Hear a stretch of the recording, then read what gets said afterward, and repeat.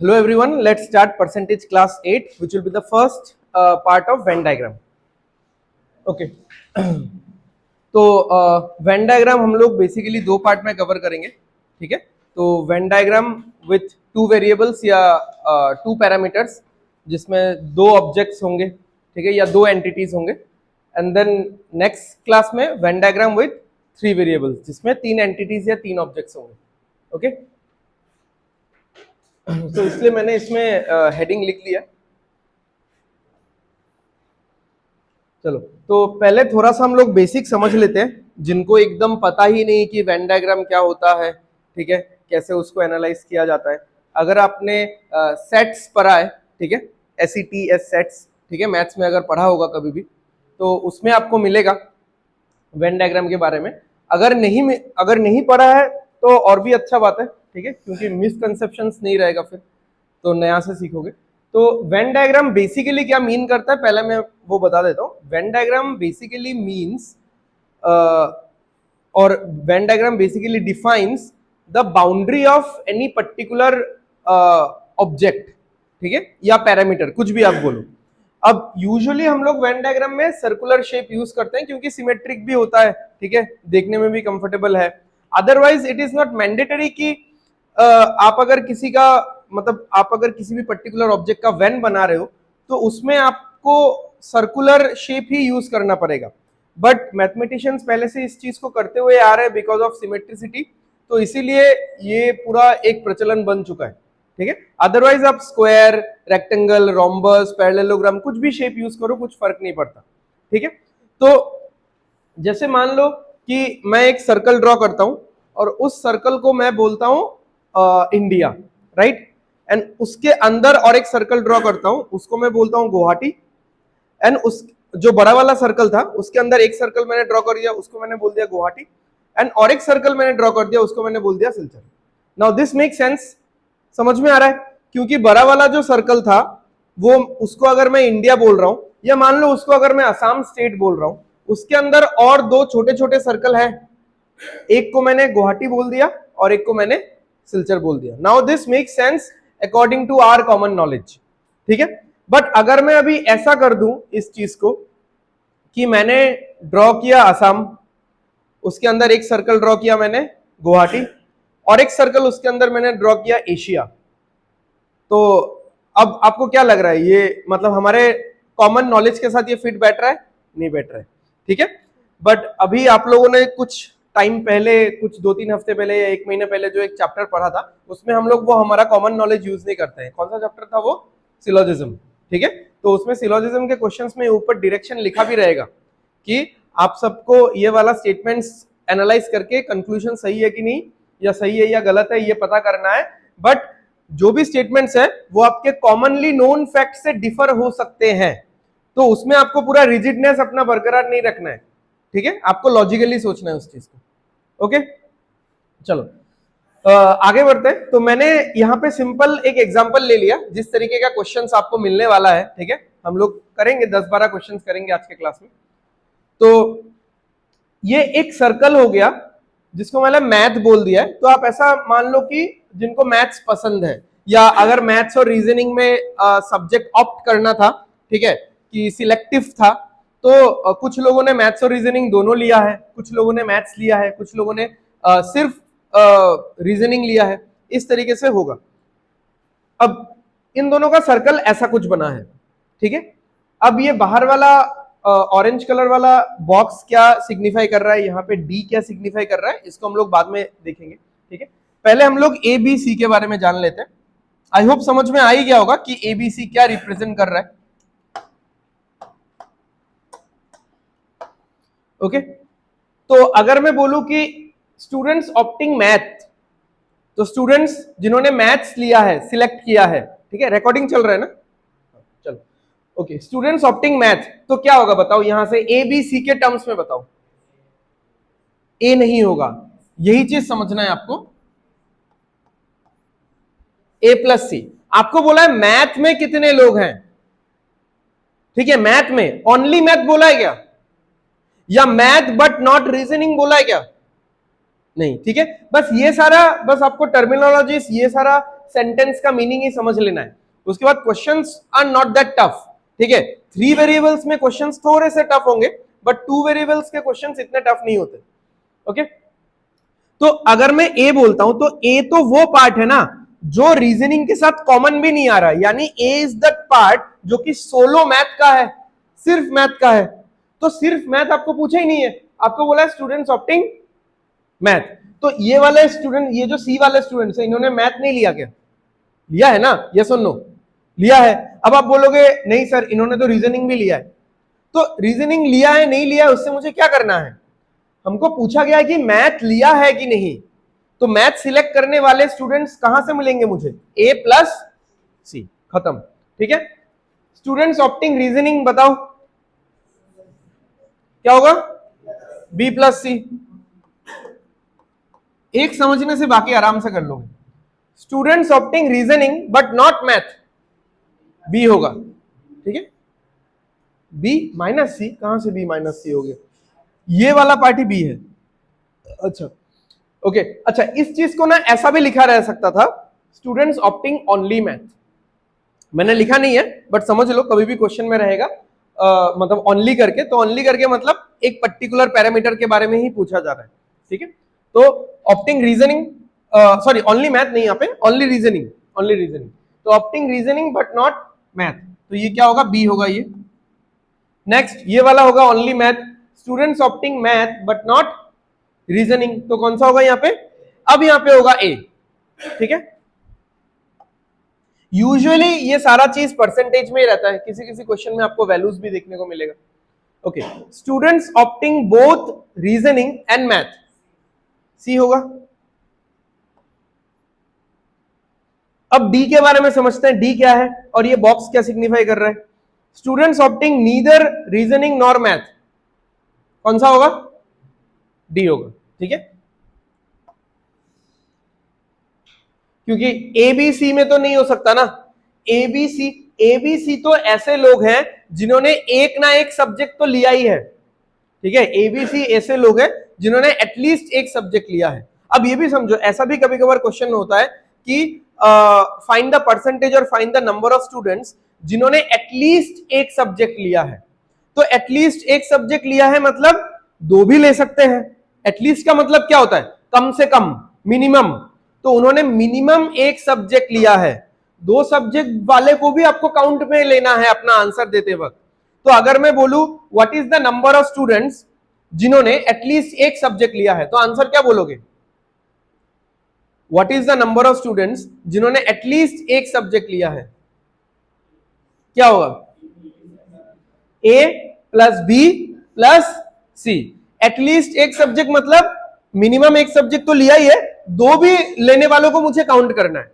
तो ये तो हो गया एक सब्जेक्ट वाले, एग्जैक्टली एक सब्जेक्ट वाले। ये भी हो गया एग्जैक्टली एक सब्जेक्ट वाले। ये कौन से हैं? ये दो सब्जेक्ट वाले हैं, तो सबको काउंट करना है। अगर ऐसा बोलता what is the number of students who have taken exactly one subject, तो यहां पे क्या होगा? ए प्लस बी होगा, ठीक है। वो सारा चीज मैंने यहां पे नहीं डाला है, ठीक है। तो ये दोनों चीज इंपॉर्टेंट है, समझ लो। एटलीस्ट वन सब्जेक्ट, ए प्लस बी प्लस सी, सबको आपको लेके चलना है, ठीक है। एग्जैक्टली वन सब्जेक्ट, ए प्लस बी, ठीक है। एग्जैक्टली टू सब्जेक्ट करके पूछेगा नहीं, क्योंकि एग्जैक्टली टू सब्जेक्ट तो वो तो यही पे आ गया ना, बोथ मैथ्स एंड रीजनिंग, ठीक है। समझ में आ गया? और इन सबसे बाहर, इस पूरे वेन डायग्राम से बाहर जो है वो है नीदर। हाँ बोलो।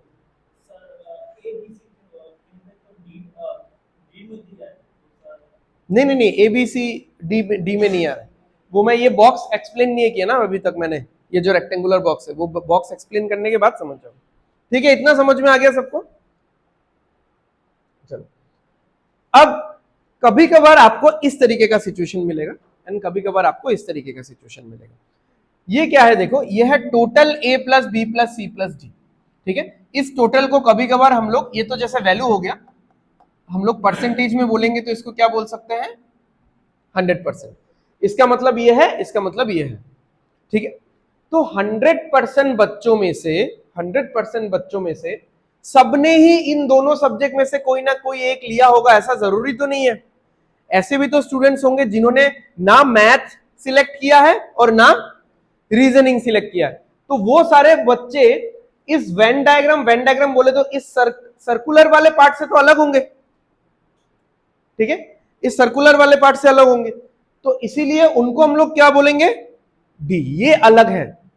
बट सब कुछ रहेगा इस बॉक्स के अंदर, यानी इसका जितना परसेंट है प्लस इसका जितना परसेंट है प्लस इसका जितना परसेंट है प्लस इसका जितना परसेंट है, सब मिला के क्या होगा, 100% ही होगा, ठीक है। तो अगर मैं ऐसा बोल देता हूं, यहां पे मान लो ये 20% है, ये 10% है, ये 30% है, तो बताओ ये कितना परसेंट होगा, 40% होगा ये, क्योंकि 20 प्लस 10 30 प्लस 30 60 हो गया, और बचा कितना, 40। समझ में आ रहा है, ठीक है, अभी समझ में आ गया। डी का ये सारा पार्ट नहीं है, ये सब कुछ अलोंग विद डी इस टोटल का पार्ट है, ठीक है। अच्छा, अब बिना बॉक्स वाला सिनारियो भी हो सकता है। अब बिना बॉक्स वाला सिनारियो एक्चुअली क्या मीन करता है, बिना बॉक्स वाला सिनारियो ये मीन करता है कि अगर ये मैं इस क्लास का बात करूं, तो इस क्लास में हर एक स्टूडेंट ने एटलीस्ट एक ना एक सब्जेक्ट लिया ही है। ऐसे कोई स्टूडेंट नहीं है जिन्होंने ना मैथ सिलेक्ट किया है ना रीजनिंग सिलेक्ट किया है। तो अगर ऐसा कोई स्टूडेंट ही नहीं है जिन्होंने ना मैथ सिलेक्ट किया है ना रीजनिंग सिलेक्ट किया है, यानी डी का वैल्यू क्या हो जाएगा, 0 हो जाएगा। आप वैल्यू में बोलो या परसेंटेज में बोलो तो 0%। तो तब इस बॉक्स को मतलब बनाने का या बॉक्स को रिफ्लेक्ट करने का कोई मायने नहीं बनता। आप बनाने से बना सकते हो, ठीक है, बट बॉक्स हम लोग तभी बनाते हैं कि जब कोई एक स्पेस रह जाता है ना बाकी, जैसे ये सारा स्पेस है, ये सारा स्पेस है, ये कौन से वाले बच्चे हैं, ये वो वाले बच्चे हैं, ये वो वाले स्टूडेंट्स हैं जो जिनका वैल्यू डी है। ये वो वाले स्टूडेंट्स हैं जो ना मैथ के सर्कल के अंदर आ रहे हैं ना रीजनिंग के सर्कल के अंदर आ रहे हैं, इन्होंने ना मैथ सिलेक्ट किया है ना रीजनिंग सिलेक्ट किया, तो यहां पे तो बॉक्स बनाने का मतलब ही नहीं बनता। तो ऐसा आपको एग्जाम में क्वेश्चन में मेंशन कर देगा कि एक टोटल पार्ट है, एटलीस्ट एक सब्जेक्ट हर एक बच्चे ने लिया हुआ है, आ जाओ, एटलीस्ट एक सब्जेक्ट हर एक बच्चे ने लिया है, या फिर ऐसे भी कुछ स्टूडेंट्स होंगे शायद जिन्होंने कोई भी सब्जेक्ट नहीं लिया, तो वो क्वेश्चन टू क्वेश्चन वेरी करेगा, ठीक है। कुछ मेंशन नहीं है तो हमको इसको लेके चलना है। हम लोग पहले से मान के नहीं चल सकते, हाँ मतलब एटलीस्ट दोनों में से मान लो कुछ भी, अगर क्रिकेट और हॉकी दे दिया, किसको क्रिकेट पसंद है किसको हॉकी पसंद है, तो ऐसे लोग होंगे जिनको दोनों में से कोई ना कोई एक तो पसंद होगा ही, ठीक है। तो हम लोग पहले से इस चीज को टेकन फॉर ग्रांटेड लेके नहीं चल सकते, हम लोग क्वेश्चन का वेट करेंगे। तो क्वेश्चन में अगर मेंशन है कि दोनों में से कोई एक पसंद होगा ही होगा, नहीं एकदम मतलब नीदर ऑफ द टू, ये ऐसे स्टूडेंट है ही नहीं या ऐसे पर्सन है ही नहीं, तो फिर हम लोग ऐसा डायग्राम बनाएंगे। और अगर क्वेश्चन अगर हमको कोई हिंट नहीं दे रहा है तो हम लोग सेफ साइड पकड़ के चलेंगे, हम लोग ऐसा बनाएंगे डायग्राम, ठीक है, समझ में आ रहा है। चलो आगे बढ़ते हैं, चलो जल्दी जल्दी करेंगे, ठीक है। The students of a class participate in at least one activity. अब ये लाइन पढ़ के आपको समझ में आ जाना चाहिए, हमको फिगर 1 बनाना है विद बॉक्स, विदाउट बॉक्स और विद बॉक्स, बताओ विदाउट बॉक्स और विद बॉक्स, विदाउट बॉक्स, क्योंकि एटलीस्ट एक एक्टिविटी में बच्चे पार्टिसिपेट कर ही रहे हैं, यानी ऐसे बच्चे है ही नहीं जिन्होंने पार्टिसिपेशन नहीं दिखाया है। किसमें किसमें, डांसिंग और सिंगिंग में। यानी इस क्वेश्चन में अगर मैं ऐसा बनाता भी हूं तो भी डी का वैल्यू क्या निकलेगा, 0। डी तो यूजुअली हम लोग यही मान के चलते हैं ना, डी यूजुअली क्या है, मैं मतलब एक फिक्स टर्मिनोलॉजी सेट करने का कोशिश नहीं कर रहा हूं, बट यूजुअली क्वेश्चंस में डी वही रहता है जो नीदर होता है, ना इसमें ना उसमें, ठीक है। तो यहां पे जब बोली दिया है the students of a class participate in at least one activity, यानी डांसिंग या सिंगिंग दोनों में से किसी एक में तो पार्टिसिपेट करते ही हैं, ठीक है। तो ये हो गया डांसिंग, ये हो गया सिंगिंग। इफ 70%, अच्छा तब अब बताओ ये टोटल मिला के कितना होगा फिर, 100%, क्योंकि अब अगर देखो, अब अगर ये बॉक्स होता तो मैं ये टोटल मिला के 100% नहीं बोल सकता था, मैं ऐसा बोलता शायद ये 70-80% होगा, क्योंकि ये डी का भी तो कुछ ना कुछ परसेंटेज होगा, और टोटल मिला के कितना होगा, 100 होगा। बट अब जब डी ही नहीं है, बॉक्स ही नहीं है, यानी ये दोनों सर्कल मिला के ही पूरे के पूरे टोटल स्टूडेंट्स हैं, तो यही पे सारे के सारे स्टूडेंट्स हैं। आप बोल ही नहीं सकते कि ऐसा कोई स्टूडेंट है जिसने पार्टिसिपेट नहीं किया, सारे बच्चों ने पार्टिसिपेट किया है, एक में करे दो में करे, ठीक है। तो टोटल मिला के 100% है। अब देखो, if 70% of the students participate in dance, 70% ने डांस में पार्टिसिपेट किया, अब 70% कौन सा पार्ट है बताओ तो।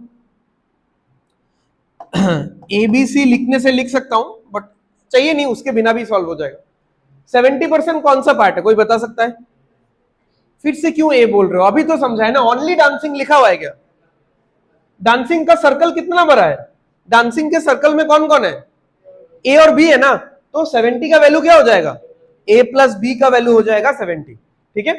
बट जस्ट होल्ड ऑन, मैं नहीं चाह रहा हूं कि आप लोग ऐसे सीखो, ठीक है। थोड़ा सा हम लोग इसको पढ़ेंगे, बहुत इजी लेवल का क्वेश्चन है, ऑरेली सॉल्व कर देंगे। ये पूरा कितना है? 70 है, अच्छा। एंड 80% पार्टिसिपेट इन सिंगिंग, तो ये सिंगिंग पूरा कितना है? 80। बोले तो B plus C is equal to 80, समझ में आ रहा है? अच्छा, 70 और 80 मिला के कितना हो रहा है? 150 हो रहा है। 150% कैसे हो जाएगा? बच्चे ही है 100%, समझ में आ रहा है? मतलब मैं अगर ऐसा बोलूं कि आज के क्लास में 120% अटेंडेंस है, तो स्टूडेंट ही है भाई 100%, 120% अटेंडेंस कैसे हो जाएगा? जरूर काउंटिंग डबल हुआ होगा, या जरूर रीकाउंटिंग हुआ होगा, ठीक है। तो यानी इस जगह का रीकाउंटिंग हुआ है, समझ में आ रहा है ना?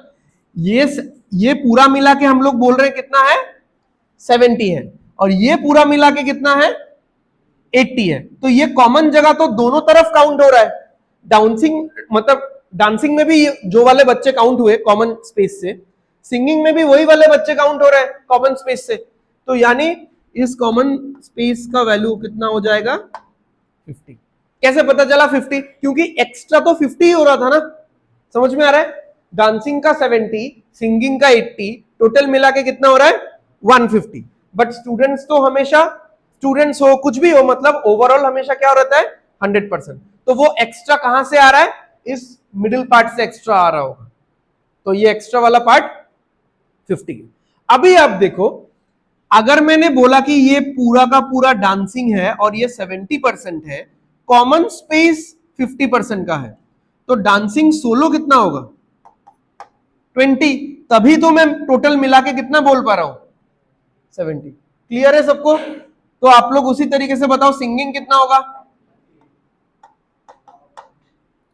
ठीक है।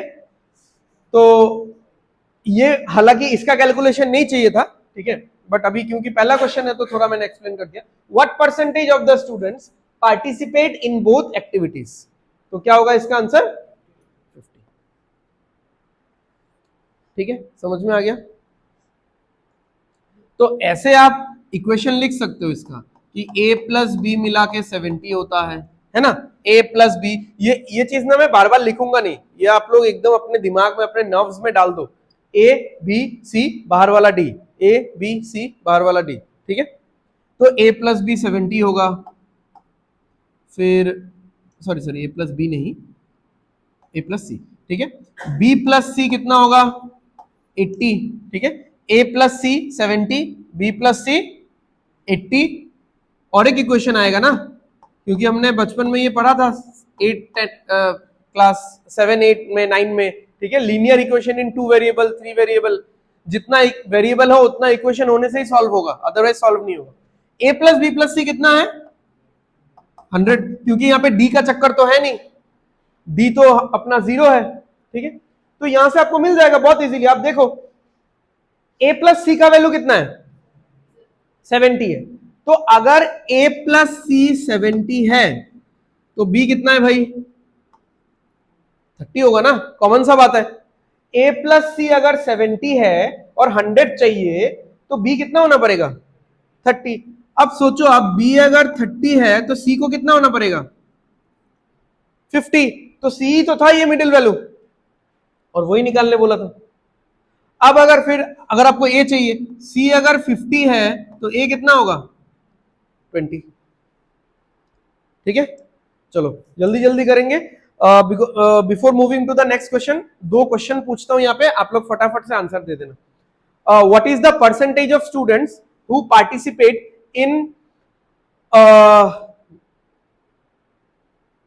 एग्जैक्टली वन गेम, तो गेम तो नहीं है, एग्जैक्टली वन एक्टिविटी 50%, तो क्या होगा 20 और 30, ठीक है। Okay, next question, what is the percentage of students who participate in at least one activity? At least one activity कितना? 100%, क्योंकि ये पहले लाइन में ही था कि सारे के सारे बच्चे एटलीस्ट एक एक्टिविटी में पार्टिसिपेट कर ही रहे हैं। अच्छा, आंसर इसका अलग कब होता? आंसर इसका अलग तब होता जब ऐसा सिनेरियो होता, ठीक है। एटलीस्ट वन एक्टिविटी को हम लोग कैसे करते हैं? ए प्लस सी प्लस या फिर ए प्लस बी प्लस सी, तब यहां पे कुछ एक रह जाता, मान लो ये आता 70% या 80% आता, ये थोड़ा सा एक पार्ट अलग से रह जाता। बट यहां पे क्या है, यहां पे तो ऐसा है नहीं, सारे के सारे बच्चे किसी ना किसी गेम में तो पार्टिसिपेट कर ही रहे हैं। कुछ बच्चे, गेम बार बार बोल रहा हूं, किसी ना किसी एक्टिविटी में पार्टिसिपेट कर ही रहे हैं। कुछ बच्चे तो 2 एक्टिविटी में भी पार्टिसिपेट कर रहे हैं। तो अगर एटलीस्ट एक एक्टिविटी का बात करोगे तो या तो डांसिंग या तो सिंगिंग या फिर दोनों, यानी इसका आंसर क्या होगा फिर? 100%, ठीक है।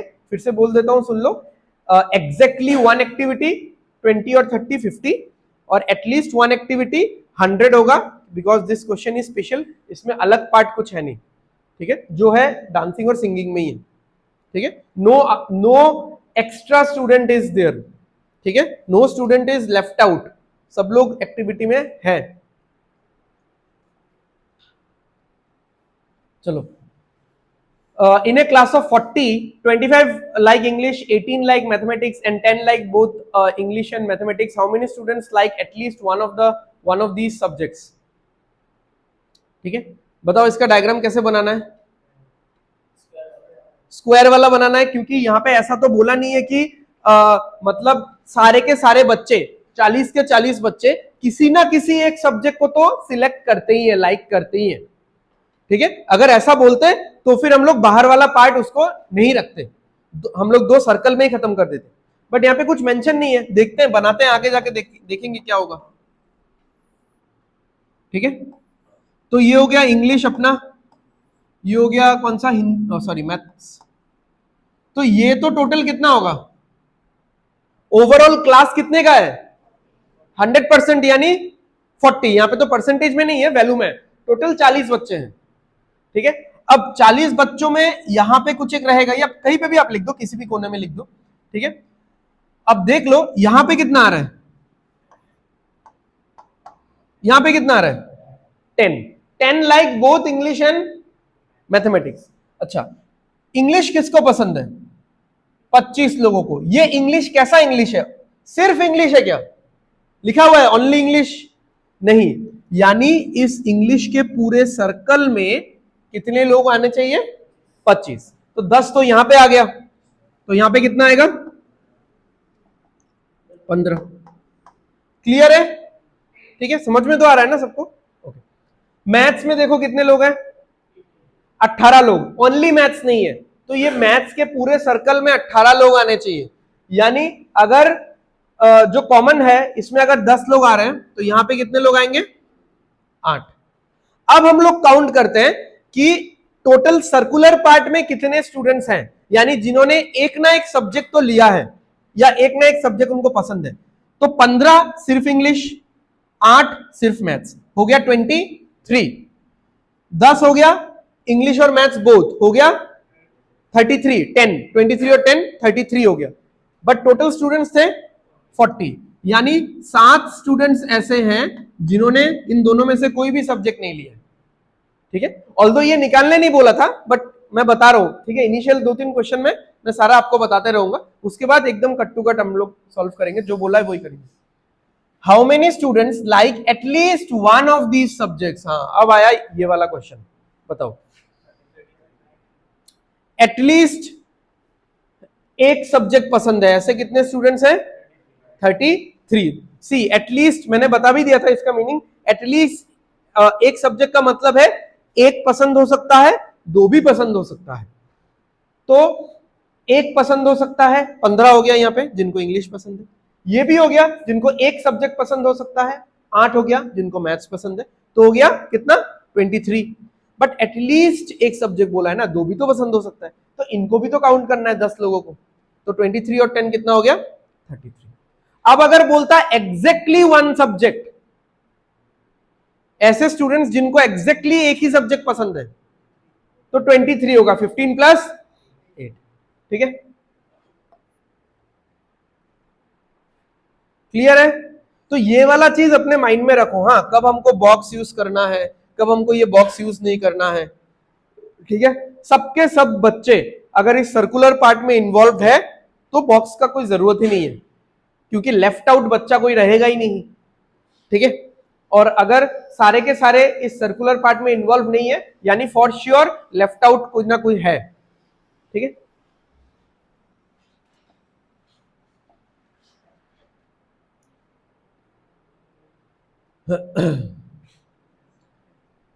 इसका डायग्राम कैसा होगा जल्दी बताओ। विदाउट बॉक्स, क्योंकि क्या लिखा हुआ है, every resident owns at least one vehicle, ठीक है, यानी बिना व्हीकल के कोई है नहीं, तो लेफ्ट आउट कोई है नहीं, ठीक है, गाड़ी या बाइक तो होगा ही।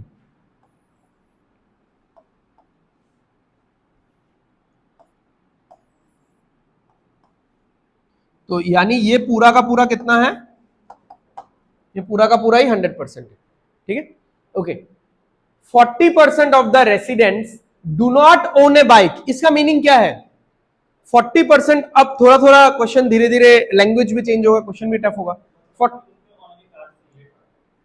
समझ में आ रहा है, 40% of the residents do not own A bike, यानी 40% इस सर्कल में तो नहीं आते हैं, ठीक है, तो यानी कौन से सर्कल में आएंगे, कार वाले सर्कल में आएंगे। बट कार वाले सर्कल में आएंगे मतलब कॉमन स्पेस में नहीं आ सकते, उनके पास बाइक है ही नहीं, बाइक है नहीं तो बाइक का सर्कल से पूरा अलग होगा, ठीक है। तो ये वाला पार्ट कितना है, सॉरी ये वाला पार्ट कितना है 60। 40% लोगों, नहीं नहीं 60 कैसे हो जाएगा, ये 40 तो होगा ना, तुमने 100 से माइनस किया ना, तो 100 से माइनस करके तो वही वाला पार्ट होगा। यहां पे तो बोल ही दिया है 40% of the residents do not own A bike, यानी 40% बाइक नहीं खरीदते या बाइक नहीं है उनके पास। तो बाइक नहीं है तो क्या है फिर उनके पास, कार है, और ये ओनली कार वाले लोग हैं, ओनली कार वाले लोग। बाइक नहीं है बोले तो पूरे बाइक के सर्कल में ही नहीं आएंगे, वो बाइक के कैटेगरी में ही नहीं है वो, दूर दूर तक, ओके। अच्छा, अब यहां पे पढ़ते हैं 65% ओन ए कार, ओनली कार बोला है क्या, नहीं, यानी कार के सर्कल में अगर मैं टोटल कैलकुलेट करूं तो कितना परसेंटेज लोग आ जाएंगे 65%। ओनली कार में तो 40% आ गए, यानी इस बीच वाले पार्ट में फॉर श्योर 25% होना ही पड़ेगा। समझ में आ रहा है, अदरवाइज 65 कैसे होगा। आप कार का पूरा सर्कल देखो, इसका मतलब क्या होता है 65% ओन ए कार, मतलब क्या है, कार का पूरा सर्कल में कितने लोग होने चाहिए 65% होने चाहिए। अब ओनली कार में तो 40% हो गया है, तो बीच में कितना होने से 65 फुलफिल हो जाएगा 25। अब 100 में से यहाँ पे 40 हो गया, यहाँ पे 25 हो गया, 65 हो ही चुका है, यहाँ पे बाकी का कितना होगा 35, ठीक है। तो हमको वो तो नहीं निकालने बोला था, बीच वाला पार्ट ही निकालने बोला था। What percentage of residents own both A car and a bike, ठीक है, तो क्या होगा 25, ठीक है।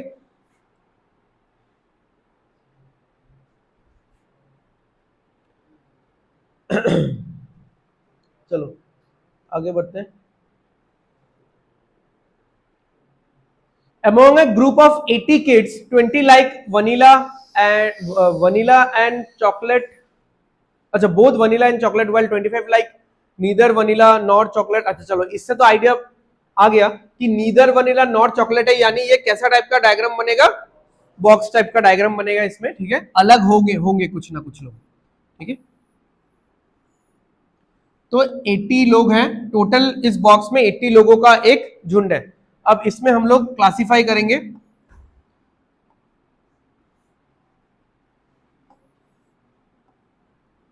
ओके, तो यहां पे भी कुछ ना कुछ एक होगा। चलो 20 like both vanilla and chocolate, तो ये कितना हो जाएगा भाई 20। 25 like neither vanilla nor chocolate, ये 25 कौन सा है मैं लिख देता हूं, ये लोग हैं, ठीक है। अच्छा इफ 60, अच्छा क्वेश्चन में जाने से पहले मैं यहाँ पे कुछ एक रैंडम वैल्यूज बिठा रहा हूं, ठीक है। आप लोग ऐड करके रीचेक करने मत लग जाना कि वैल्यूज सही है कि नहीं, मैं रैंडम वैल्यूज बिठा रहा हूं जस्ट कुछ समझाने के लिए, ठीक है।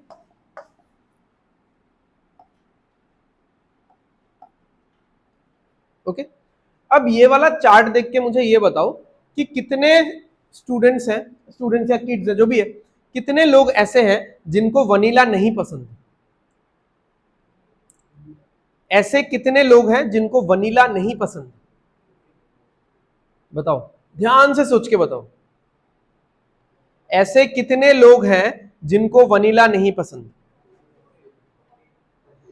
40, ठीक है। कुछ लोग 15 बोल रहे हो क्योंकि आपने देख लिया कि इन 15 लोगों को सिर्फ क्या पसंद है, चॉकलेट, तो सिर्फ चॉकलेट पसंद है, यानी ये वनीला के कैटेगरी में नहीं आते, सोलो तो नहीं आते, कॉमन में भी नहीं आते, इन 15 लोगों को सिर्फ चॉकलेट पसंद है। तो इनिशियली क्लास में से बहुत लोगों ने ये मुझे सुनाई पड़ा कि दे आर सेइंग 15, ठीक है, क्योंकि आप लोग ऐसा मान रहे हो कि इन 15 लोगों को सिर्फ चॉकलेट पसंद है, यानी इन 15 लोगों को वनीला नहीं पसंद।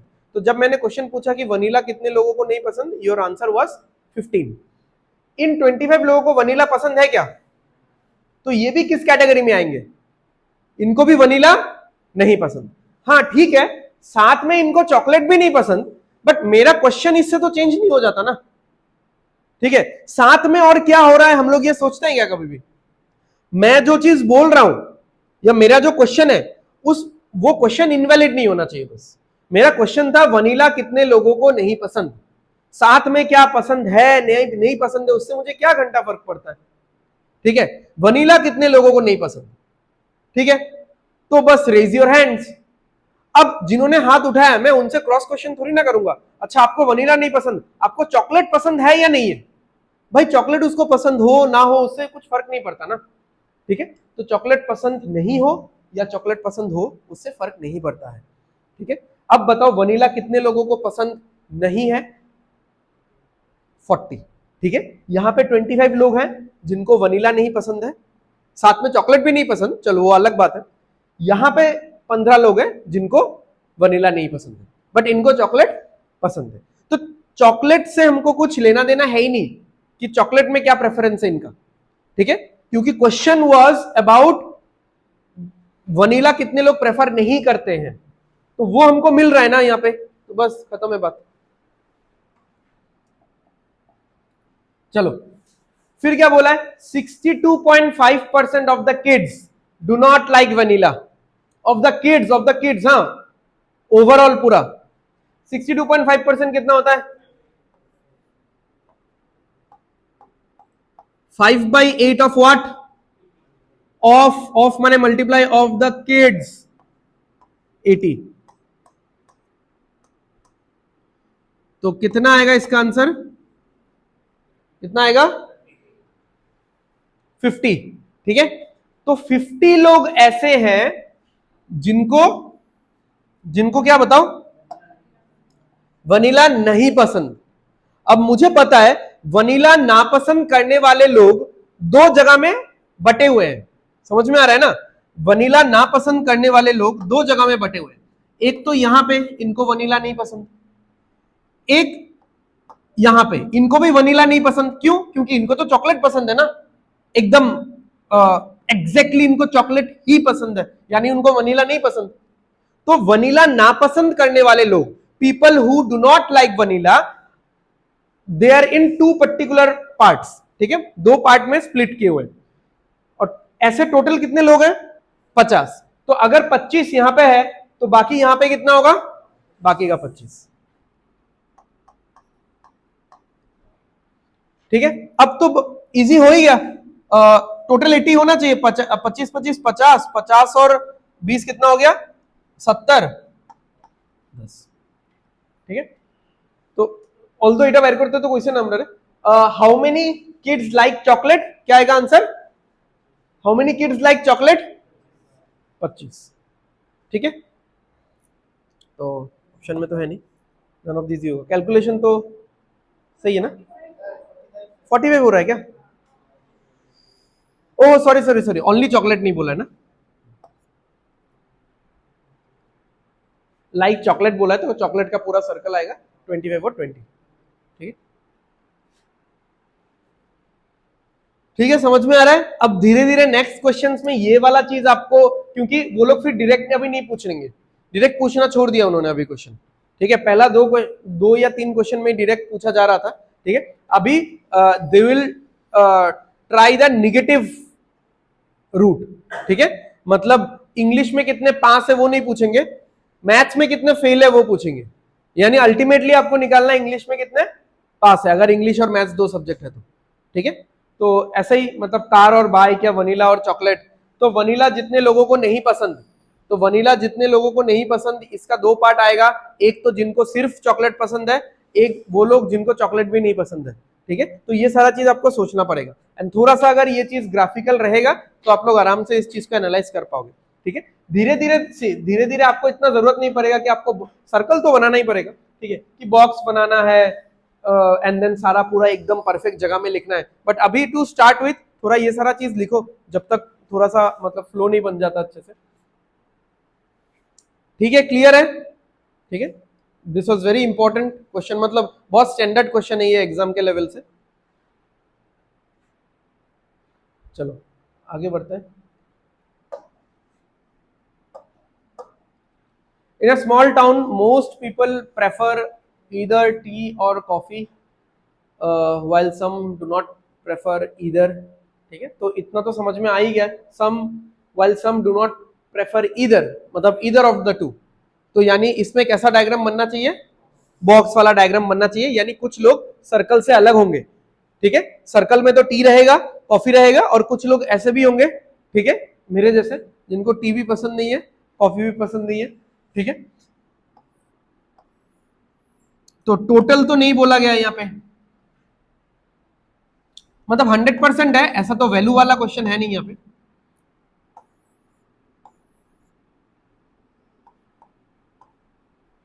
Okay, if 50% of the people do not prefer tea and 20% prefer only tea, तो 20% prefer only, सही है ये लिखना।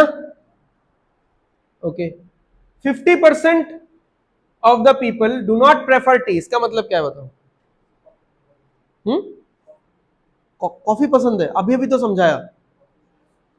इस ये दो पार्ट में बटेगा, सी यहां पे एक वैल्यू तो आएगा ना, यहां पे कौन से वाले हैं,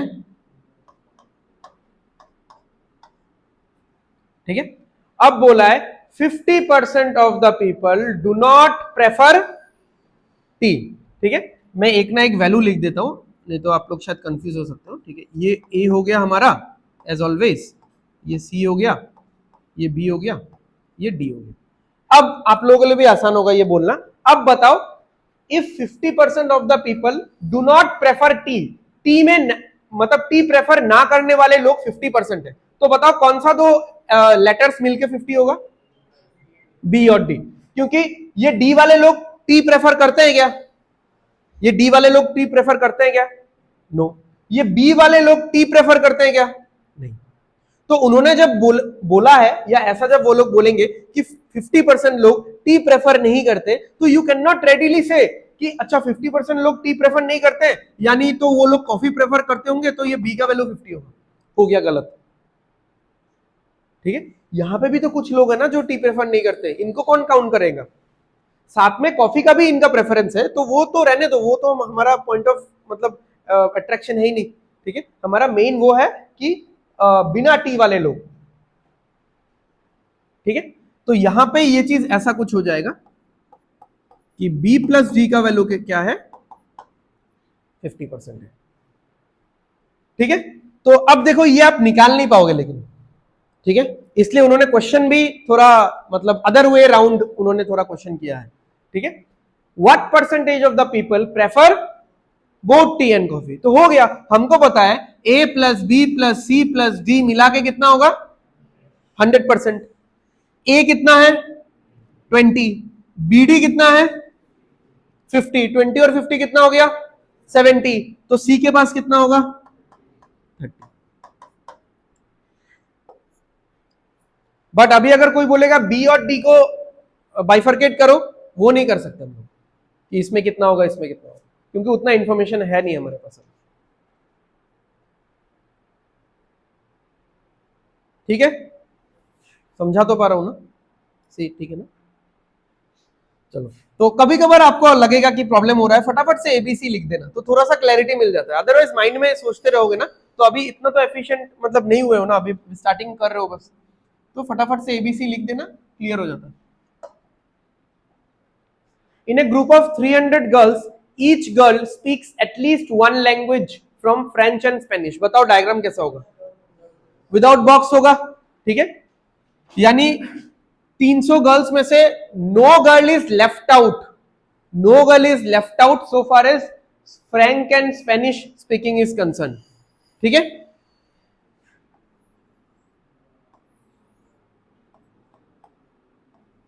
यानी सारे के सारे गर्ल्स यहीं पे हैं, यानी ये पूरा का पूरा कितना है 100% है, ठीक है। चलो, if 30% of the girls do not speak French, if 30% of the girls do not speak French, French ना बोलने वाले लोग, और यहां पे तो बॉक्स भी नहीं है इस बार, अब बताओ फ्रेंच ना बोलने वाले लोग कहां पे आएंगे, ओनली स्पेनिश वाले लोग। तो वो लोग ऐसा ही बोल सकते थे कि 30% of the girls speak only Spanish, but वो लोग निगेटिव सेंटेंस का यूज करेंगे कंफ्यूज करने के लिए, ठीक है। अब यहां पे अगर ये बॉक्स होता तब ये मैं 30 नहीं लिख पाता, इस दिस प्लस दिस, इन दोनों का एडिशन मिला के कितना होता 30 होता, ठीक है। ओके, तो ये 30 है। अच्छा, 25% of the girls do not speak Spanish, यानी ये 25% कहां पे आएंगे, यहां पे, समझ में आ रहा है ना। 30% फ्रेंच में नहीं है, यानी ये फ्रेंच के पूरे सर्कल से बाहर है 30%। 25% स्पेनिश में नहीं है, यानी ये 25% पूरे स्पेनिश वाले सर्कल से बाहर है, तो बाकी का कितना रह गया मिडिल में देख लो 45%, ठीक है। व्हाट परसेंटेज ऑफ गर्ल्स, अच्छा परसेंटेज नहीं होगा यहां पे,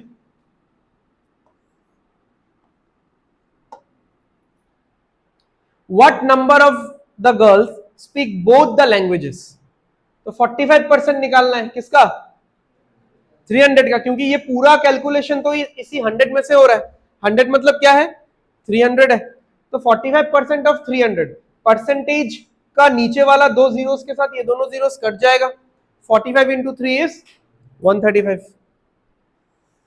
ठीक है। समझ में आ रहा है, पीछे कुछ डाउट था,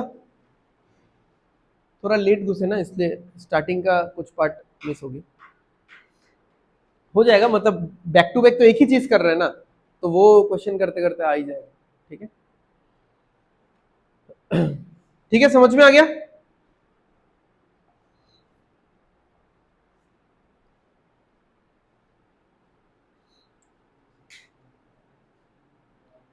बताओ किस तरीके का बनाना है बॉक्स वाला, क्योंकि यहां पे क्वेश्चन में ऐसा बोला है how many people do not prefer either of the two activities, यानी बॉक्स बनेगा, सर्कल में तो आ जाएंगे नोवेल और वॉचिंग मूवी, सॉरी नोवेल और मूवी वाले लोग, दो सर्कल में, एक में नोवेल एक में मूवी। ऐसे भी लोग होंगे जिनको ये दोनों ही काम नहीं पसंद, तो वो बाकी के बॉक्स में से बाकी वाले पार्ट में रहेंगे, ठीक है। अब देखो ये भी हो सकता है अल्टीमेटली इसका वैल्यू 0 निकले, 0% हो, हालांकि ऑप्शन देख के नहीं लग रहा है, बट फिर भी एट टाइम्स हो ही सकता है ये चीज, ठीक है। नन ऑफ दिस में भी तो आ सकता है, ठीक है। तो बट हमको सेफ साइड के लिए हमेशा मेंशन नहीं है तो बॉक्स बना के ही चलना है, ठीक है। 0 निकलना है तो करने के बाद में 0 निकलने दो, आपको पहले से मान के नहीं चलना है, तो यहाँ पे टोटल कितने लोग हो गए हमारे पास? टोटल मेरे पास बक्से के अंदर 500 लोग हैं। इन 500 लोगों पे मैं एक रिसर्च कर रहा हूं कि किनको क्या पसंद है, नोवेल पढ़ना पसंद है और किन लोगों को मूवी देखना पसंद है, ठीक है, और कुछ तो कॉमन भी आएंगे यहाँ पे। Okay, 40% prefer reading novels, 40% prefer reading novels, यानी ये पूरा कितना होगा 40, 20%। अच्छा देखो, 40% प्रेफर रीडिंग नोवेल्स का मतलब क्या है, सॉरी ये क्यों बोल रहा हूं मूवी, ये पूरा पार्ट कितना है 40% है, ठीक है, बट इससे कुछ निकलने नहीं वाला ना, स्प्लिट कैसे आएगा इन दोनों में। 35% प्रेफर वॉचिंग मूवी, इससे में भी तो स्प्लिट नहीं आएगा, स्प्लिट आएगा इसके हेल्प से। ये कितना है भाई 20% enjoy both reading novels and watching movies. अब करते हैं स्टार्टिंग से, ये पूरा सर्कल कितना है भाई, बीच वाला 20 है तो ये भी कितना होगा 20। मूवी वाला पूरा सर्कल कितना है भाई 35। अब ये कॉमन पार्ट 20 है तो ये कितना होगा 15। समझ में आ गया सबको? मैं थोड़ा अलग से लिख देता हूं इसको, ये पूरा पार्ट 40 है और ये पूरा पार्ट 35 है। तो मूवी वाला पूरा पार्ट, सिंगल मूवी हो मतलब सिर्फ मूवी हो, मूवी के साथ नोवेल हो फर्क नहीं पड़ता, मूवी वाला पूरा पार्ट 35 है। कैसे? ओनली मूवी 15 एंड कॉमन लेके 20, ठीक है। सेम नोवेल्स वाला पूरा पार्ट 40 है, सिर्फ नोवेल्स 20 है और कॉमन लेके 20 है, ठीक है। चलो अब बाकी कितने लोग रह गए देखते हैं। ये पार्ट 20 है, बीच वाला पार्ट 20, 40 हो गया, ये वाला पार्ट 15, 40 और 15 55। तो कितने लोग ऐसे बच गए जिनका दोनों में ही इंटरेस्ट नहीं है 55%। ओ सॉरी सॉरी सॉरी, यहां पे 40 50, हाँ 45%, ठीक है।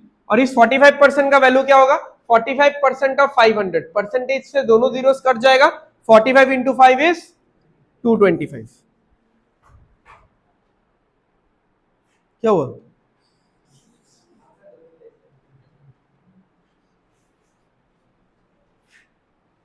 अच्छा ठीक है, समझ में आ गया। चलो, hello everyone, so I hope यहां तक आप सभी को समझ में आ चुका होगा। सो चलिए हम लोग देखते हैं क्वेश्चन नंबर 8।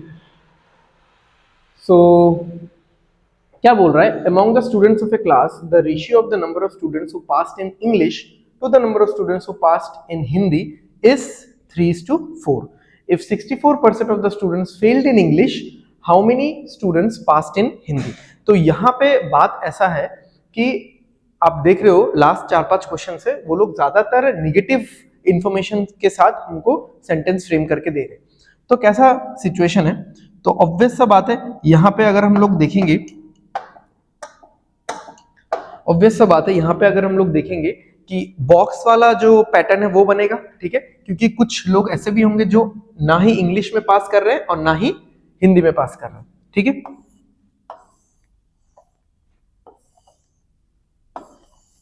ये हो गया हमारा पहले क्या बोला है इंग्लिश, और ये हो गया हिंदी, ठीक है। तो ए बी सी डी ऐसा करके लिख देते हैं। अच्छा, हमको पता है कि एबीसी ये सब कुछ मिला के कितना होगा, ये सब मिला के होगा 100%, राइट। इसको थोड़ा सा साइड करके रख देते हैं। अच्छा, अब यहाँ पे ये बोला है कि the number of students who passed in English to the number of students who passed in Hindi is 3:4। इसका मतलब कि इंग्लिश में पासिंग मतलब A+C, और हिंदी में पासिंग मतलब B+C। इसका रेशियो कितना है 3:4 है, ठीक है। अच्छा, हमको ये भी तो पता है ना कि A+B+C+D ये सब मिला के कितना है 100% है। अब यहाँ पे देखो बोला है 64%, ये 64% क्या है, ये 64% क्या है, ये 64% है of the students failed in English. तो इंग्लिश में फेल किया है 64% स्टूडेंट। तो इंग्लिश में फेल किया है यानी ये जो सर्कल है इस सर्कल से बाहर होगा, ठीक है। तो इस सर्कल से बाहर होगा यानी ये जो 64% है बेसिकली ये है B+D। इतना तो समझ में आ गया, क्योंकि ये डी वाले लोग इंग्लिश में भी फेल कर रहे हैं और हिंदी में भी फेल कर रहे हैं। ठीक है, तो अगर मुझे ये निकालना है कि इंग्लिश में फेल कौन कर रहे हैं, तो इंग्लिश में ये वाले तो फेल हो ही रहे हैं क्योंकि इंग्लिश के सर्कल से बाहर है, और ये तो इंग्लिश में फेल हो ही रहे हैं। ठीक है, साथ में यहाँ पे हिंदी में भी फेल हो रहे हैं, वो अलग बात है। बट अगर हमको कोई पूछता है कि इंग्लिश में फेल कितने लोग हो रहे हैं, इंग्लिश में वही लोग फेल हो रहे हैं जो ओनली हिंदी में पास हो रहा है और जो साथ में हिंदी में भी फेल हो रहा है, यानी बी प्लस डी आएगा। अब आप एक बात सोचो, अगर बी प्लस डी 64% है, बी प्लस डी अगर 64% है, ठीक है, तो ए प्लस सी कितना होगा? ए प्लस सी जरूर 36% होगा क्योंकि टोटल कितना है? टोटल तो 100% है। तो अगर बी प्लस डी 64% है तो ए प्लस सी कितना होगा? ए प्लस सी होगा 36%। तो ए प्लस सी है क्या? ए प्लस सी है इंग्लिश में पासिंग। ए प्लस सी को मैं क्या बोल सकता हूं? इंग्लिश में पासिंग। तो इंग्लिश में पासिंग का रेशियो कितना है? 3। 3 रेशियो अगर 36% है तो 4 रेशियो कितना होगा भाई? 48% होगा, क्योंकि यहां पे इंटू 12 हो रहा है और यहां पे भी इंटू 12 हो रहा है। हमको क्या निकालने दिया था? How many students, how many नहीं होगा, व्हाट परसेंटेज होगा यहां पे।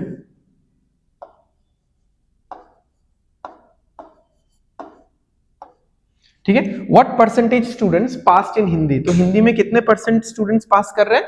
48% स्टूडेंट्स पास कर रहे हैं। ठीक है, आई होप समझ में आया होगा।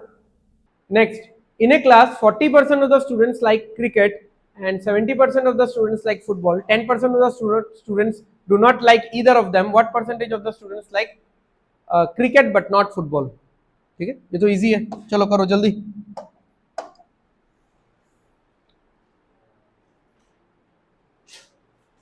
बहुत हैंड्स फ्री तरीके से बैठ गए तुम लोग, अभी खुद से करो।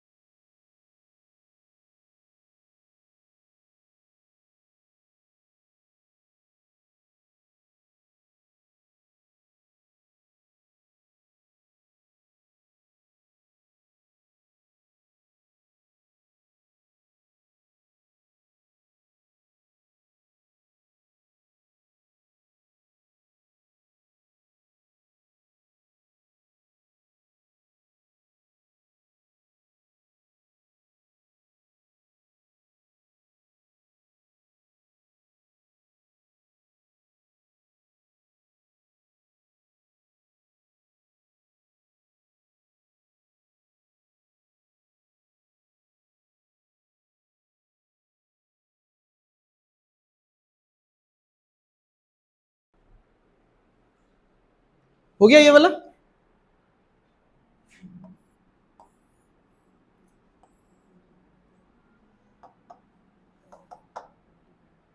uh, 100% क्रिकेट और फुटबॉल,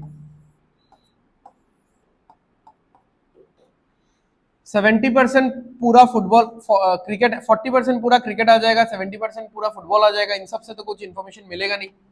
ये वाला कितना हो जाएगा? अच्छा, यही तो निकालना है हमको।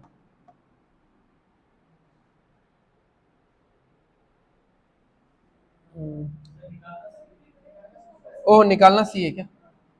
अच्छा, चलो अल्फाबेट लिख लेता हूँ, नहीं तो प्रॉब्लम होगा।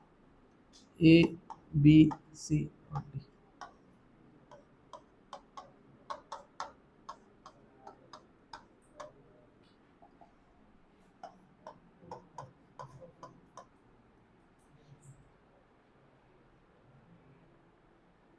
ओके, तो देखते हैं ए प्लस सी कितना आ रहा है भाई?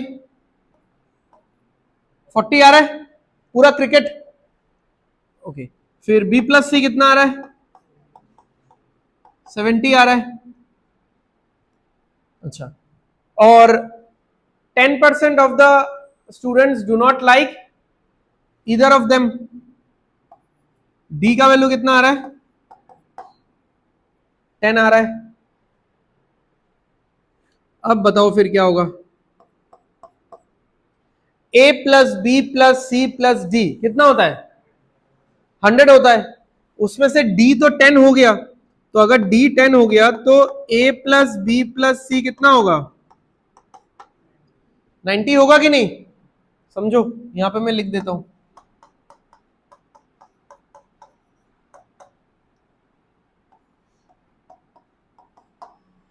a plus B plus C plus D कितना है?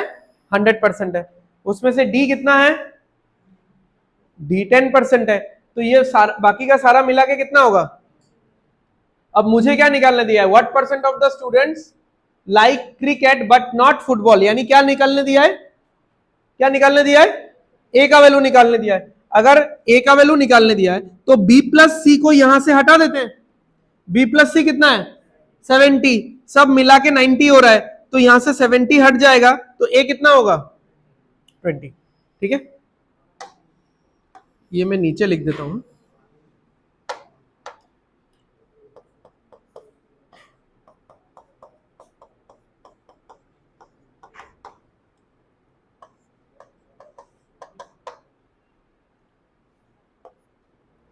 सी, हमेशा इक्वेशन का जरूरत नहीं पड़ता, आप थोड़ा सोच सोच के भी इस चीज को कर सकते हो, क्योंकि आपने पहले ही देख लिया कि यहाँ पे ये अगर 10 है तो बाकी मिला के 90 होना ही पड़ेगा। ठीक है, तो बाकी मिला के अगर 90 होना ही पड़ेगा, और आप देख लो आपको ए निकालने बोला है, तो ये तो 70 है ना, तो बाकी मिला के 90 कब होगा? ये 70 है तो ये 20 होगा। तो ऐसा करके आप कर सकते हो।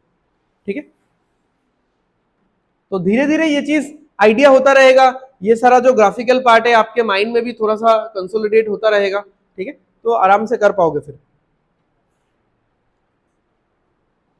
चलो next.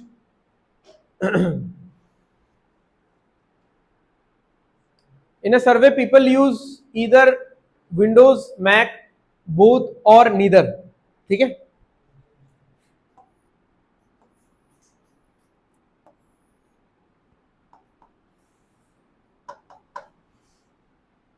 okay, the ratio of the Windows users to Mac users to those using neither is 11:14:5.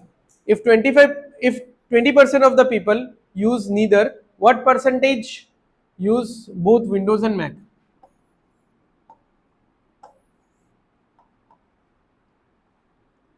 तो यहां पे कितना आएगा भाई? 20%। ये कौन से लोग हैं? जो दोनों ही नहीं यूज करते। अच्छा, अब इस रेशियो को हम लोग आराम से कर पाएंगे। रेशियो क्या दिया हुआ है? विंडोज, मैक,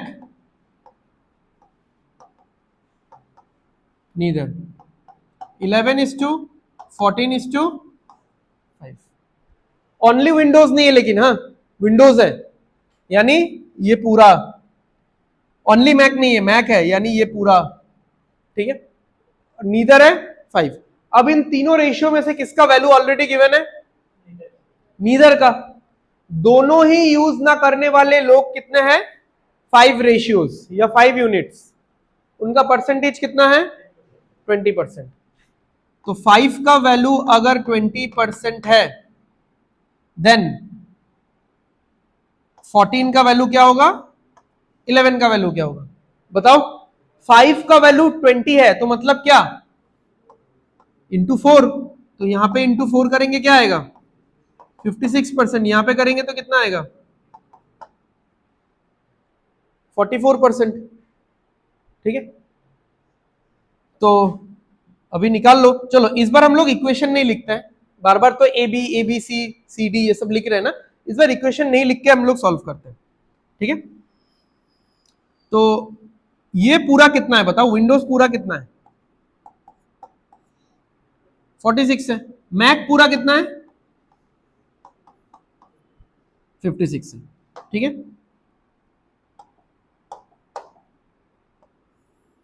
ये पूरा कितना है कौन बताएगा? ये 100 है। 100 तो ये बक्सा है। 80% है, क्योंकि 20 लोग तो इस मतलब यूज करने के लिस्ट में नहीं है, ये यूज ही नहीं कर रहे।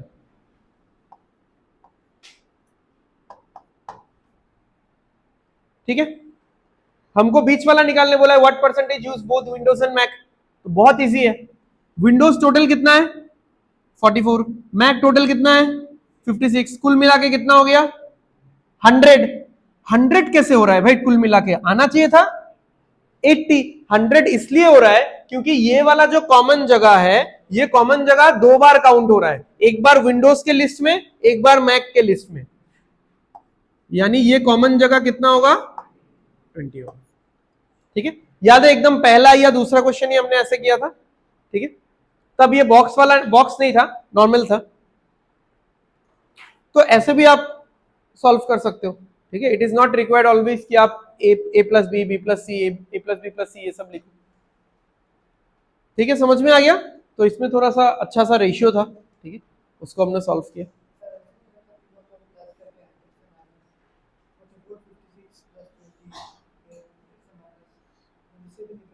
20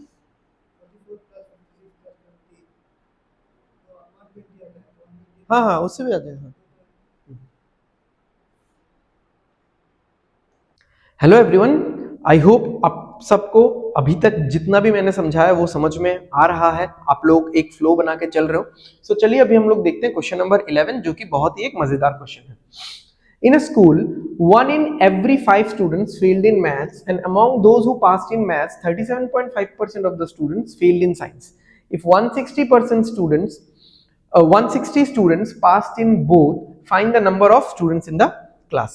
ठीक है, अच्छा देखो 1 in every 5 students, यानी इसको आप ऐसा भी बोल सकते हो 1 out of 5 students। तो 1 out of 5, 1 out of 5 कितना परसेंट होता है? 1 out of 5 कितना होता है? 1 out of 5 होता है 20%। ठीक है, फेल्ड इन मैथ्स। अच्छा, मैथ्स और कौन सा है यहाँ पे? मैथ्स और साइंस है, तो पूरा बना लेते हैं हम लोग। मैथ्स हो गया भाई, ये साइंस हो गया, यहाँ पे 100% है, ये ए है, सी, बी और डी, राइट। ये डी वाले कौन से लोग हैं? जो कि मैथ्स में भी फेल कर रहे हैं और साइंस में भी फेल कर रहे हैं। और 100% कैसे आ रहा है? A plus B plus C plus D से। सी एग्जाम में आप सबको तो इतना कुछ नहीं लिखना, ज्यादातर चीजें आपके माइंड में चलती रहेंगी। ठीक है, यहाँ पे just for the sake of notes मुझे लिखना पड़ता है, तो मैं हमेशा लिख देता हूँ, राइट। अच्छा, अब यहाँ पे देखो 20% स्टूडेंट्स मैथ्स में फेल करते हैं। अब मैथ्स में फेल करने वाले स्टूडेंट्स कौन से हैं? मैथ्स में फेल करने वाले स्टूडेंट्स कौन से हैं? मैथ्स में फेल करने वाले स्टूडेंट्स हैं B plus D. B plus D 20% है।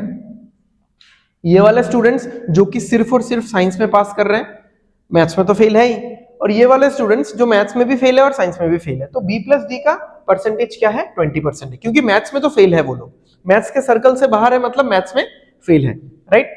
अच्छा, अगर b प्लस डी 20 है, देखो अगर b प्लस डी 20 है तो a प्लस बी कितना होगा? सॉरी, a प्लस सी कितना होगा? 80%। a प्लस सी कितना होगा? 80%। अब आगे देखते हैं, among those who passed in maths, उन लोगों में से या उतने लोगों में से जिन्होंने मैथ्स में पास किया, among those who passed in maths, 37.5% of the students failed in science।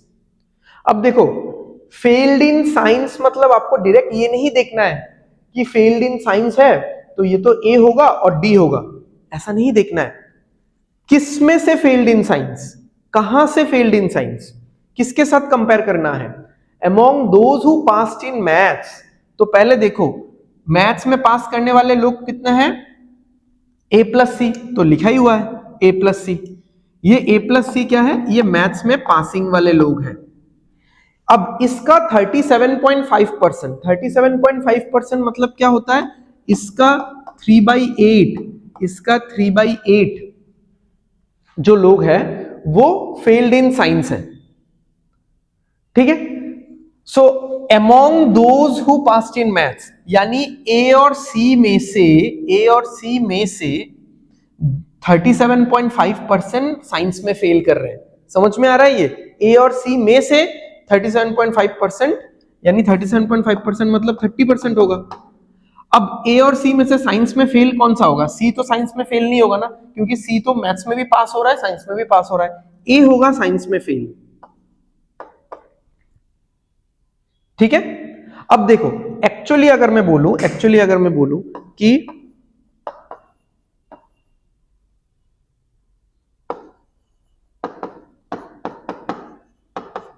Science में फेल का मतलब क्या है? साइंस में फेल का मतलब है एक तो ए आएगा प्लस डी आएगा। बट मुझे साइंस के फेलियर्स को कहां से ढूंढने के लिए बोला? मुझे साइंस के फेलियर्स को कहां से निकालने के लिए बोला? मुझे बोला गया कि मैथ्स में जितने लोग पास हो रहे हैं वहां से साइंस के फेलियर्स को निकालो, और बाहर वाला पार्ट मत देखो आप। तो मैथ्स में तो 80% लोग पास हो रहे हैं, उसमें से 37.5 यानी 30% हो गया। ये 30% साइंस के फेलियर है, तो ए का वैल्यू आ गया 30। अब एक चीज देखो यहां पे आप कि ये टोटल 80% है, इसमें से ए का वैल्यू कितना है? ए का वैल्यू 30% है। ठीक है, तो इसका वैल्यू कितना होगा? इसका वैल्यू 50% होगा। सिंपल सा बात है ना। सी तो 50% होगा। ओके, सी अगर 50% है और सी का वैल्यू दिया हुआ है, क्योंकि 160 स्टूडेंट्स पास्ड इन बोथ, तो सी क्या है? बोथ साइंस एंड मैथ्स है। तो 50% कितना हो गया? 160 हो गया। और अगर 50% 160 है तो पूरा 100% कितना होगा? 100% विल बी 320। ठीक है, सो आई होप आप सभी को समझ में आया होगा।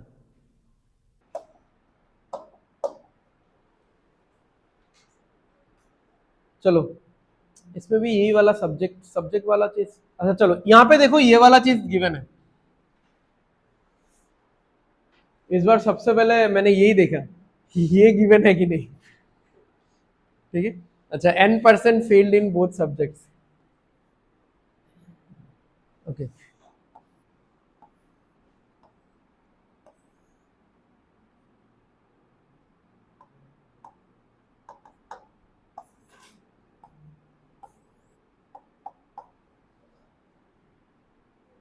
तो यहां पे डायरेक्ट n ही लिख देता हूं और d नहीं लिख रहा हूं मैं। ठीक है, या फिर d इक्वल टू n ही है। ठीक है, ऐसा ही आप मान के चल सकते हो। Okay, n+12% of students failed in science. ठीक है, n+12% of the students failed in science, मतलब क्या क्या होगा बताओ?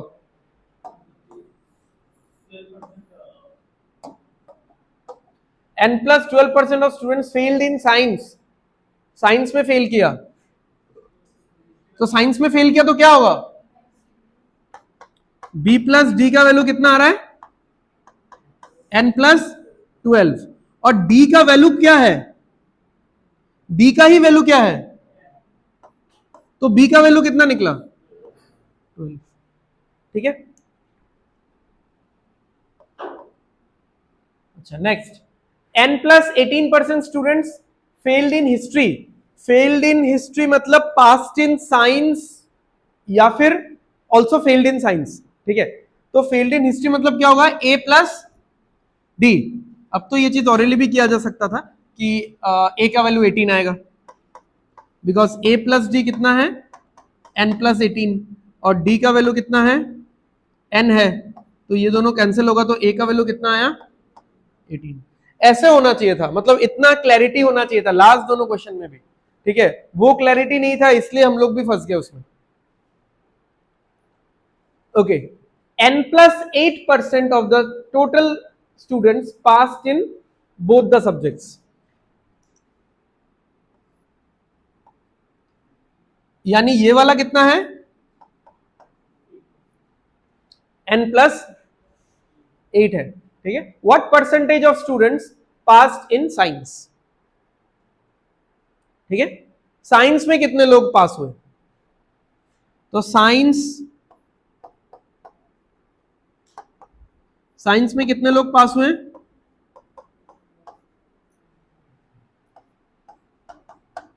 ठीक है भाई, क्योंकि साइंस वाला सर्कल ये है, तो कॉमन कितना है? n+8, और सिर्फ साइंस में कितना है? 18%, तो कितना हो गया? n+26। बट अभी वही एक लास्ट चीज बाकी है कि हमको किसका वैल्यू निकालना है, n का वैल्यू। वो तो इजीली निकल जाएगा क्योंकि एक ही वेरिएबल है और सब टोटल मिला के हमको क्या पता है 100 है। तो देखते हैं क्या होगा, 18 प्लस 12 कितना हो गया 30, 30 प्लस 8 कितना हो गया 38। ये हो गया नंबर, यहां पे एक n है, यहां पे एक n है, तो सिंपल सा सॉर्टेड इक्वेशन बन गया कि 2n plus 38 is equal to 100। ये इधर जाएगा, 2n is equal to 62, n equal to 31, 31 plus 26 57। ठीक है, हालांकि ये क्वेश्चन देखने में टफ था क्योंकि ये वेरिएबल बेस्ड था, बट बहुत इजीली हो गया क्योंकि सब कुछ क्रिस्टल क्लियर था इंफॉर्मेशन।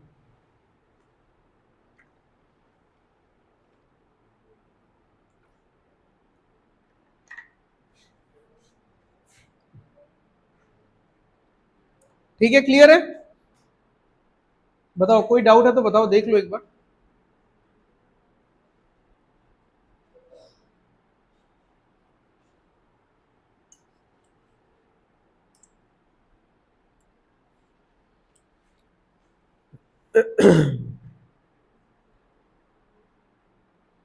चलो आगे बढ़ते हैं।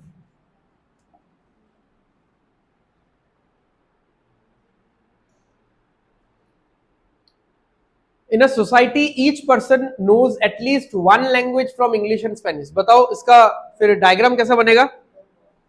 विदाउट बॉक्स बनेगा क्योंकि हर एक इंसान को एक ना एक लैंग्वेज तो पता ही है, तो लैंग्वेज नहीं जानने वाला बिल्कुल वैसा नहीं होगा। क्या क्या है लैंग्वेज? इंग्लिश और स्पेनिश।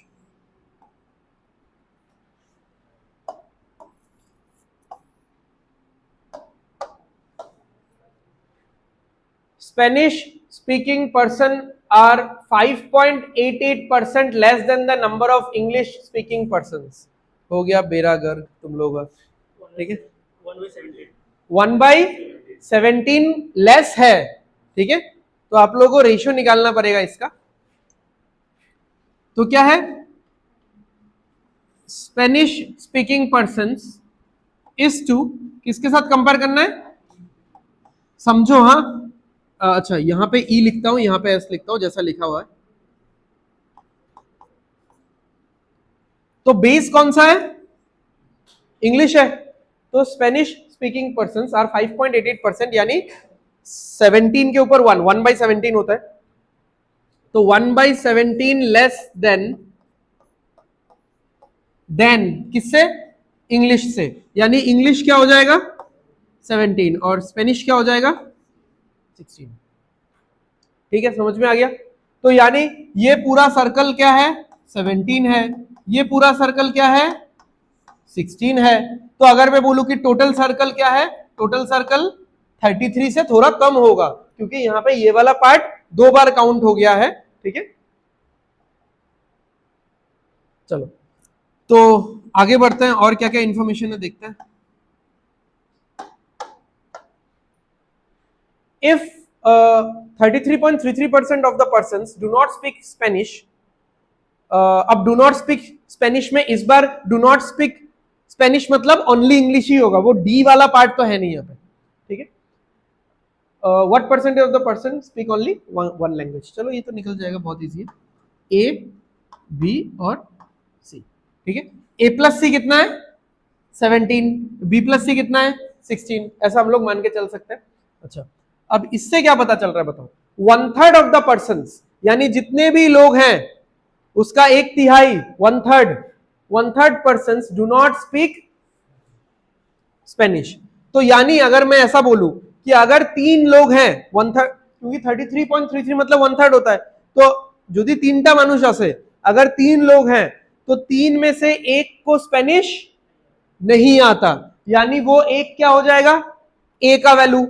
ठीक है, काइंड ऑफ, अभी तो ये सब परसेंटेज या रेशियो ही है ना। ठीक है, तो ए का वैल्यू क्या हो जाएगा 1, यानी बाकी 2 लोगों को स्पेनिश आता है, तो वो 2 क्या हो जाएगा बी प्लस सी का वैल्यू। तो अगर मैं ऐसा रेशियो लिखता हूं कि a by B plus C is equal to 1/2, क्या ये रेशियो आपको समझ में आया? और समझ में आने के बाद देखो क्या ये रेशियो सही लिखा हुआ है। जितने लोगों को स्पेनिश नहीं आता वो 1/3 है। स्पेनिश नहीं आने वाले लोग, स्पेनिश आने वाले लोग, तो टोटल कितने लोग हो गए? 3। स्पेनिश नहीं आने वाले लोग 1/3, 1/3 यानी 33.33%। ठीक है, एग्जाम में तो इतना ज्यादा नहीं लिखोगे, थोड़ा मतलब कट्टू कट्टू लिखना है आपको। अभी तो नोट्स है इसलिए मैं बता रहा हूं। अब देखो ये वाला जो है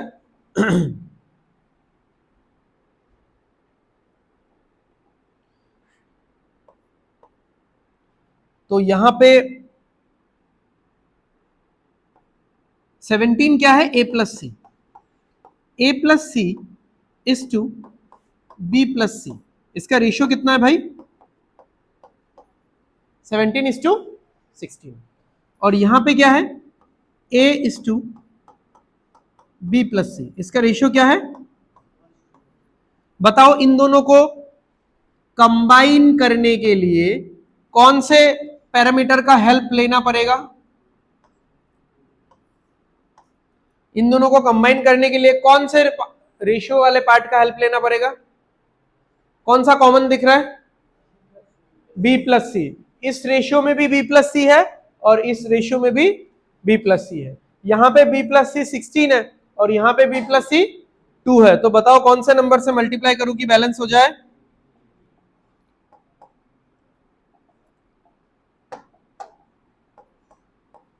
8। ठीक है, तो अभी देखो A प्लस सी है, इसमें तो चेंज नहीं आएगा। ये कितना आएगा? 17। B प्लस सी है, इसमें भी चेंज नहीं आएगा। कितना आएगा ये? 16। यहां पे भी तो 16 हो गया ना, 2 into 8। अच्छा, और साथ में यहां पे A था, A कितना आ रहा है? अब तो सारा इंडिविजुअली निकालना बहुत पॉसिबल है, पूरा का पूरा। ठीक है, A निकल गया 8, A प्लस सी कितना है भाई?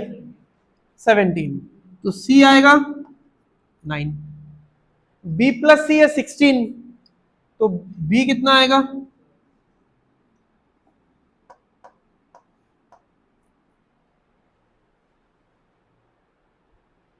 बस हो गया।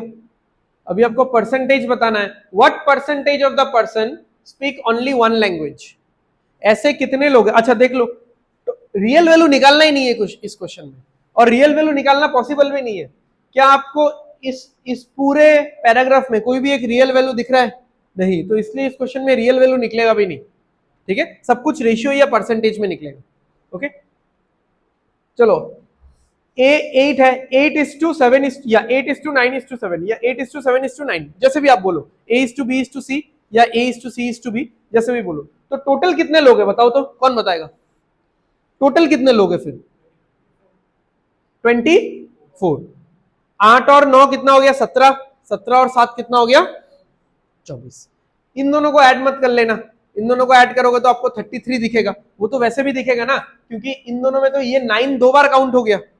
ठीक है, तो यहां से टोटल करना है। तो अभी हमको यह बताना है कि टोटल 24 यूनिट में से, 24 रेशियो में से कितने रेशियो के लोग सिर्फ एक लैंग्वेज बोलते हैं, इसका परसेंटेज निकालना है। तो एज ऑलवेज मैं ये लिख देता हूं, बाकी आप लोग बताओ। एक लैंग्वेज कितने लोग बोलते हैं? बताओ कितना, किसको किसको समझ में आ रहा है? सिर्फ एक लैंग्वेज बोलने वाले लोग चाहिए। तो आप लोग खुद से, ये मैंने पहले भी बताया है, आप लोग खुद से ये डिसाइड मत कर लो सिर्फ एक लैंग्वेज बोलने वाले लोग चाहिए। ठीक है, चलो इंग्लिश बोलने वाले लोगों को ले लेते हैं, ऐसा नहीं है ना।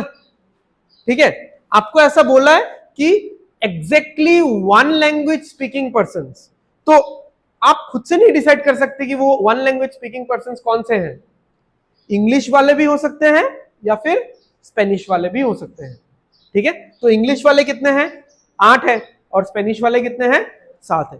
तो ये जो 15 लोग हैं, अगर आप इन 15 लोगों का इंटरव्यू करोगे और जा जाके पूछोगे कि आपको कितना लैंग्वेज आता है, वो लोग क्या बोलेंगे? हमको एक लैंग्वेज आता है बस।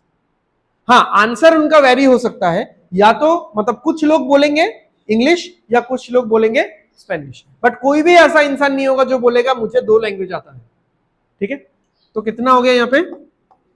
15। 3 से काट दो 5 आ जाएगा, 3 से काट दो 8 आ जाएगा। 100 से काटने का जरूरत नहीं है। 5/8 आप सभी को पता है कितना परसेंट होता है?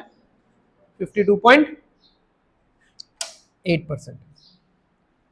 ठीक है, तो वो दोनों क्वेश्चंस ना मैं और एक बार देख लूंगा।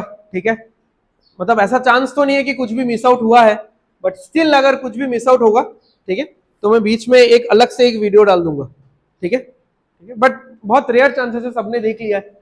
ठीक है, आप लोगों पे भरोसा है मुझे कि कुछ मिस आउट नहीं हुआ है, क्वेश्चन में ही थोड़ा लैकिंग था। ठीक है, सो एनीवेज खत्म करते हैं आज का क्लास। सो हम लोग मिलते हैं वेन डायग्राम के नेक्स्ट क्लास में। Thank you.